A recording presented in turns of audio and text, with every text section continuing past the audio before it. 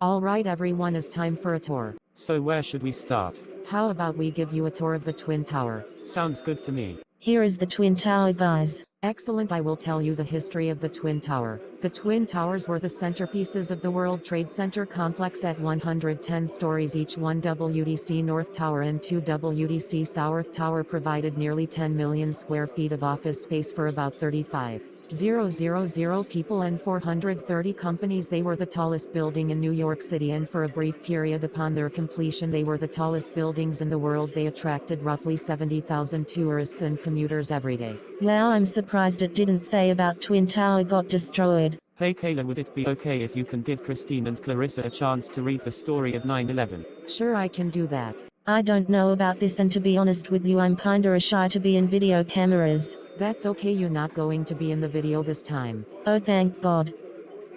Here is a paper so you and Christine can read along. Thank you. No problem, and just to let you know, we left off on Department of Homeland Security is created. Alright then. Alright Clarissa, ready to do this? Yes, I sure am. You can go first, Christine. Alright then.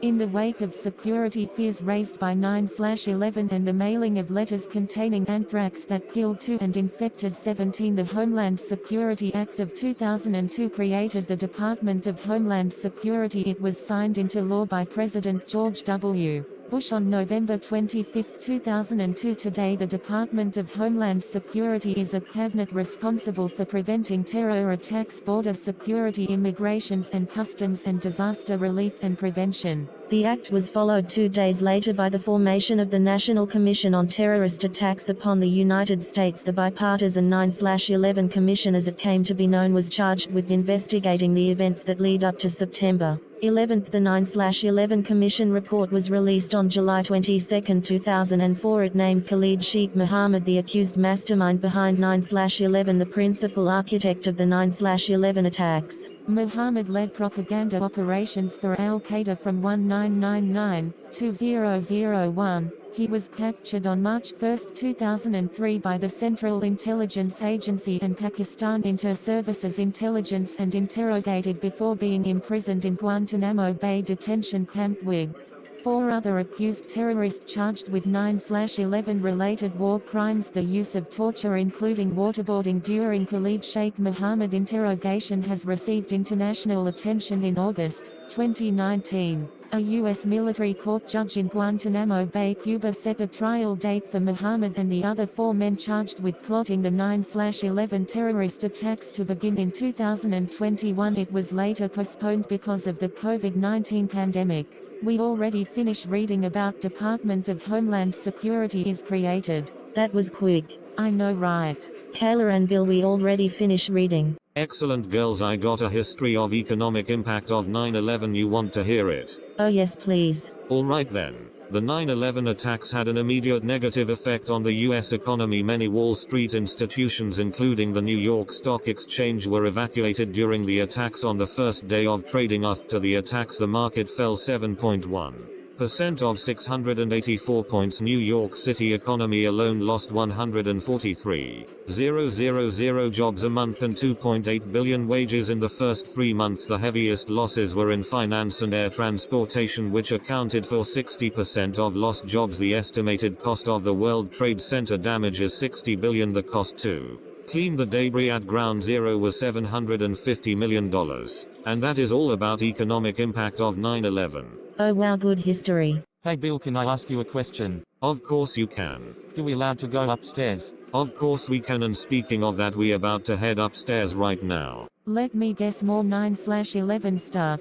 Yes, that's right. I knew it. Alright everyone, let's head upstairs. Okay Bill, you got it. Okay guys, here we are. Oh wow, I couldn't believe they got the big Twin Tower. Dang, look how huge it is. And while you guys are at it, me and Bill are going to get more copies of 9/11 story to do our next news, and you guys can wait right here, we won't be that long. Alright, that's fine with us, and while we are waiting for you guys to come back, is that okay? One of us can study about 9/11. Sure you can. Alright then. By the way, Christine and Clarissa, good job reading about 9/11. Thank you, we always do. So who is going to read next? How about me and Nicole can read next? Sounds good to me. Just to be honest with you, we got 2 more parts to read. I know I can see that. How about this? You two can read about 9/11 Victim Compensation Fund, and then me and Antonio can read about 9/11 Anniversary and Memorial. How does that sound? Sounds good to me. Okay, Nicole, you ready to do this? Yes, Katie, I sure am. All right, you go first. All right then. Thousands of first responders and people working and living in Lower Manhattan near Ground Zero were exposed to toxic fumes and particles emanating from the towers as they burned and fell. By 2018, 10,000 people were diagnosed with 9/11 related cancer. From 2001 to 2004, over $7 billion in compensation was given to families of the 9/11 victims and the 680 people injured in the attacks. Funding was renewed on January 2, 2011 when President Barack Obama signed the James Zadroga 9/11 Health and Compensation Act into law, named for James Zadroga, a New York City police officer who died of respiratory disease he contracted after rescuing people from the rubble at Ground Zero. The law continued health monitoring and compensation for 9/11 first responders and survivors. In 2015, funding for the treatment of 9/11 related illness was renewed for 5 more years at a total of $7.4 billion. The Victim Compensation Fund was set to stop accepting claims in December 2020. On July 29, 2019, then President Trump signed a law authorizing support for September 11 Victim Compensation Fund through 2092. Previously, administrators had cut benefits by up to 70% as the $7.4 billion